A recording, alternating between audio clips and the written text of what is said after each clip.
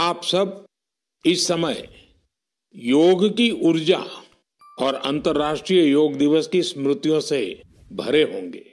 इस बार भी 21 जून को देश दुनिया के करोड़ों लोगों ने अंतर्राष्ट्रीय योग दिवस में हिस्सा लिया। आपको याद है 10 साल पहले इसका प्रारंभ हुआ और 10 साल में यह सिलसिला हर साल पहले से भी ज्यादा भव्य बनता जा रहा है। ये इस बात का भी संकेत है कि ज्यादा से ज्यादा लोग अपने दैनिक जीवन में योग को अपना रहे हैं। हमने इस बार योग दिवस की कितनी ही आकर्षक तस्वीरें देखी हैं। विशाखापत्तनम के समुद्र तट पर 3 लाख लोगों ने एक साथ योग किया। विशाखापत्तनम से ही एक और अद्भुत दृश्य सामने आया। 2000 से ज्यादा आदिवासी छात्रों ने 108 मिनट तक 108 सूर्य नमस्कार किए। सोचिए कितना अनुशासन, कितना समर्पण रहा होगा। हमारे नौसेना के जहाजों पर भी योग की भव्य झलक दिखी। तेलंगाना में 3000 दिव्यांग साथियों ने एक साथ योग शिविर में भाग लिया। उन्होंने दिखाया कि योग किस तरह सशक्तिकरण का माध्यम भी है। दिल्ली के लोगों ने योग को स्वच्छ यमुना के संकल्प से जोड़ा और यमुना तट पर जाकर योग किया। जम्मू कश्मीर में चिनाब ब्रिज, जो दुनिया का सबसे ऊंचा रेलवे ब्रिज है, वहां भी लोगों ने योग किया। हिमालय की बर्फीली चोटियां और आईटीबीपी के जवान, वहां भी योग दिखा। साहस और साधना साथ साथ चले। गुजरात के लोगों ने भी एक नया इतिहास रचा। वड़नगर में 2121 लोगों ने एक साथ भुजंगासन किया और नया रिकॉर्ड बना दिया। न्यूयॉर्क, लंदन, टोक्यो, पेरिस, दुनिया के हर बड़े शहर से योग की तस्वीरें आई और हर तस्वीर में एक बात खास रही, शांति, स्थिरता और संतुलन।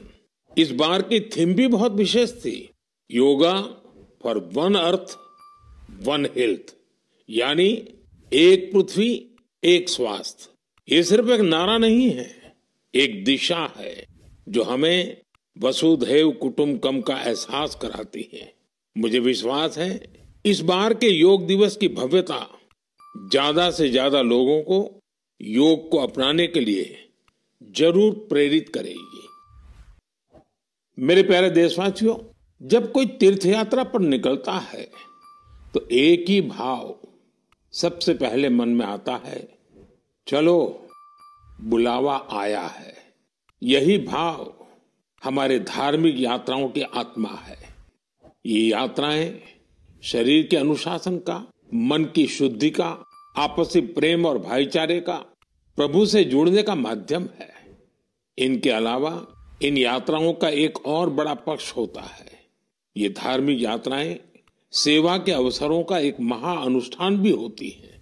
जब कोई भी यात्रा होती है तो जितने लोग यात्रा पर जाते हैं उससे ज्यादा लोग तीर्थ यात्रियों की सेवा के काम में जुड़ते हैं। जगह जगह भंडारे और लंगर लगते हैं। लोग सड़कों के किनारे प्याऊ लगवाते हैं। सेवा भाव से ही मेडिकल कैंप और सुविधाओं की व्यवस्था की जाती है। कितने ही लोग अपने खर्च से तीर्थ यात्रियों के लिए धर्मशालाओं की और रहने की व्यवस्था करते हैं। साथियों, लंबे समय के बाद कैलाश मानसरोवर यात्रा का फिर से शुभारंभ हुआ है। कैलाश मानसरोवर यानी भगवान शिव का धाम। हिंदू, बौद्ध, जैन हर परंपरा में कैलाश को श्रद्धा और भक्ति का केंद्र माना गया है। साथियों, 3 जुलाई से पवित्र अमरनाथ यात्रा शुरू होने जा रही है और सावन का पवित्र महीना भी कुछ ही दिन दूर है। अभी कुछ दिन पहले हमने भगवान जगन्नाथ जी की रथ यात्रा भी देखी है। ओडिशा हो, गुजरात हो या देश का कोई और कोना, लाखों श्रद्धालु इस यात्रा में शामिल होते हैं। उत्तर से दक्षिण, पूरब से पश्चिम, ये यात्राएं एक भारत श्रेष्ठ भारत के भाव का प्रतिबिंब है। जब हम श्रद्धा भाव से, पूरे समर्पण से और पूरे अनुशासन से अपनी धार्मिक यात्रा संपन्न करते हैं तो उसका फल भी मिलता है। मैं यात्राओं पर जा रहे सभी सौभाग्यशाली श्रद्धालुओं को अपनी शुभकामनाएं देता हूं। जो लोग सेवा भावना से इन यात्राओं को सफल और सुरक्षित बनाने में जुटे हैं, उन्हें भी साधुवाद देता हूं।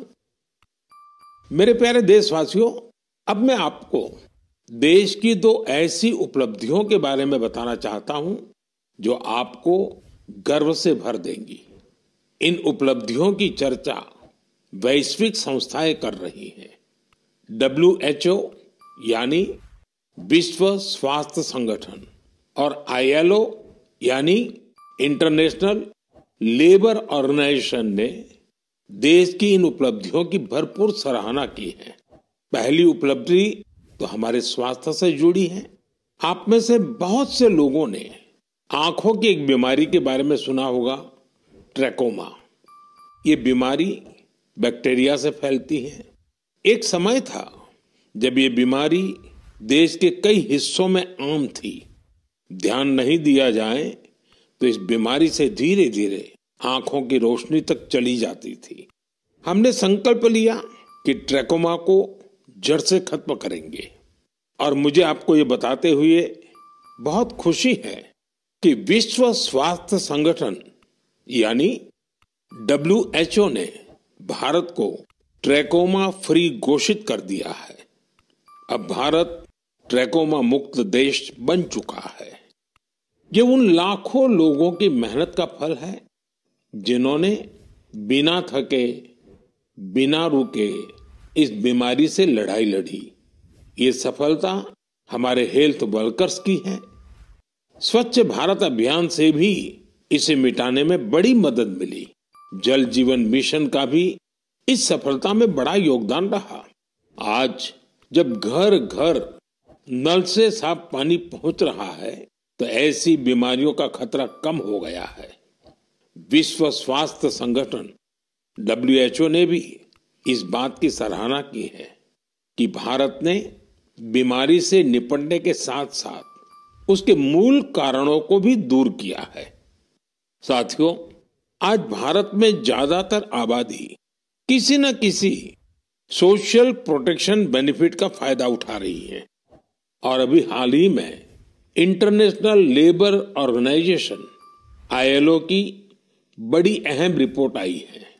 इस रिपोर्ट में कहा गया है कि भारत की 64%, 64% से ज्यादा आबादी को अब कोई न कोई सोशल प्रोटेक्शन बेनिफिट जरूर मिल रहा है। सामाजिक सुरक्षा ये दुनिया की सबसे बड़ी कवरेज में से एक है। आज देश के लगभग 95 करोड़ 95 करोड़ लोग किसी ना किसी सोशल सिक्योरिटी योजना का लाभ पा रहे हैं, जबकि 2015 तक 25 करोड़ से भी कम लोगों तक सरकारी योजनाएं पहुंच पाती थी। साथियों, भारत में स्वास्थ्य से लेकर सामाजिक सुरक्षा तक हर क्षेत्र में देश सैचुरेशन की भावना से आगे बढ़ रहा है। ये सामाजिक न्याय की भी उत्तम तस्वीर है। इन सफलताओं ने एक विश्वास जगाया है कि आने वाला समय और बेहतर होगा। हर कदम पर भारत और भी सशक्त होगा। मेरे प्यारे देशवासियों, जन भागीदारी की शक्ति से बड़े बड़े संकटों का मुकाबला किया जा सकता है। मैं आपको एक ऑडियो